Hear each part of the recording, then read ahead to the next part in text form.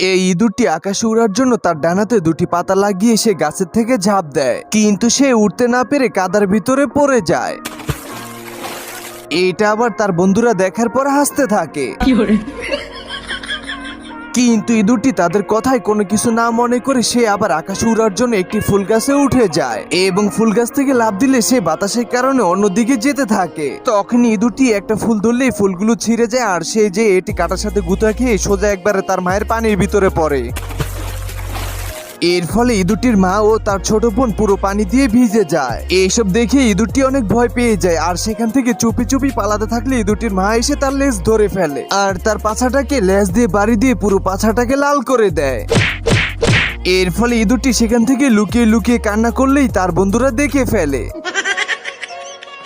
যার কারণে ইঁদুরটা শরম পেয়ে সেখান থেকে যেতে ধরলেই দেখতে পায় একটি মাকড়সা প্রজাপতি ধরে খাওয়ার চেষ্টা করতেছে। তখনই সে একটি লাঠি ভেঙে মাকড়সাটাকে মেরে তার ঘরের ভিতরে ঢুকিয়ে দিয়ে প্রজাপতিটাকে বাঁচিয়ে নিয়ে আসে। তখনই ঘটলো একটি অদ্ভুত ঘটনা, কারণ ইঁদুরটা প্রজাপতির মাথায় হাত দিলে সে প্রজাপতি থেকে মানুষ হয়ে যায় এবং ইঁদুরটাকে বলতে থাকে যে আমি প্রজাপতি নয়, আমি হলাম পরী, আজকে তুমি আমাকে বাঁচিয়েছো, এই জন্য আজকে আমি তোমার একটি স্বপ্ন পূরণ করব, বলো তোমার কি স্বপ্ন পূরণ করতে হবে। তখন ইঁদুরটি বলে আমার অনেক ইচ্ছে আকাশে উড়ার, তুমি আমাকে দুটি ডানা বানিয়ে দিলে খুশি হব।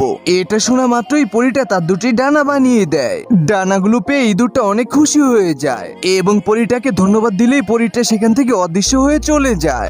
তখন ইঁদুরটা কোনো কিছু মনে না করে সেখান থেকে উড়াল দিয়ে অনেকগুলো পাখির মাঝে চলে যায় এবং সেখানে থাকা সবগুলো পাখি ভয় পেয়ে চলে গেলেও সেখানে একটি পাখির বাচ্চা থেকে যায়। তখনই ইঁদুরটা পাখিটির সাথে ফ্রেন্ডশিপ করতে গেলে পাখিটার মা এসে পাখিটাকে নিয়ে যায়, কারণ ইঁদুরটা বুঝতেই পারতেছে না যে তার ডানা হওয়ার কারণে তাকে এখন পুরো ঈগল পাখির মতো দেখা যায়।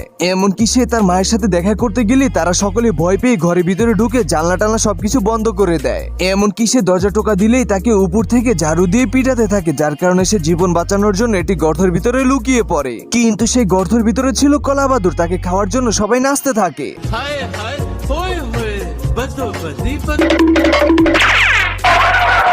এরপরে ইঁদুরটি পানির ভিতরে নিজের চেহারা নিজে দেখেই অনেক ভয় পেয়ে যায় এবং ডানাগুলোকে সে খোলার অনেক চেষ্টা করে, কিন্তু সে পারে না, যার কারণে সেখানে দাঁড়িয়ে দাঁড়িয়ে কান্না করতে থাকে। তখনই সেখানে পরীটা চলে আসে আর বলতে থাকে তুমি কান্না করছো কেন। তখন ইঁদুরটা পরীটাকে সবকিছু বুঝিয়ে বললে পরীটা আবার জাদুর মাধ্যমে তার থেকে পাখাগুলো নিয়ে যায়। এর ফলে ইঁদুরটা অনেক খুশি হয়ে সেখান থেকে দৌড় দিয়ে তার মায়ের কাছে চলে যায়।